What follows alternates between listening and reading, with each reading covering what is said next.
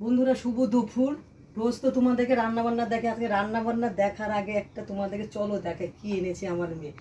গাছ গাছ সবাই সবাই ভালোবাসে বন্ধুরা। এই যে গাছের জবাটা দেখো বন্ধুরা, এটা কি জবা তোমরা কমেন্টে জানাবা তো বন্ধুরা। গাছওয়ালা তো বললো যেটা আমেরিকা জবা, ঠিক আছে, তাই নিয়ে আসলো, মেয়ের খুব পছন্দ। এই একটা জবা গাছ, আর এটি হচ্ছে তোমার 5 পাপড়ি একটা কি পদ্ম, এটা স্থলপদ্ম এটা, বুঝলে বন্ধুরা।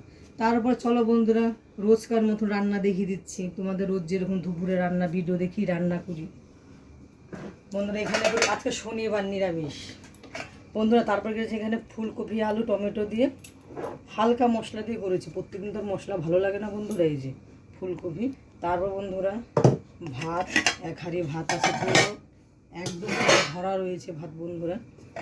এখন অবধি কেউ খায়নি। সকালবেলা অল্প দুটো ভাত করেছিলাম না, দুপুরবেলা ঠান্ডা হয়ে যায়, ঠান্ডা ভাত কেউ খেতে চায় না আমাদের, যত গরমই হোক গরম গরম ভাত খাবে, গরমকালও শীতকালও দেয়।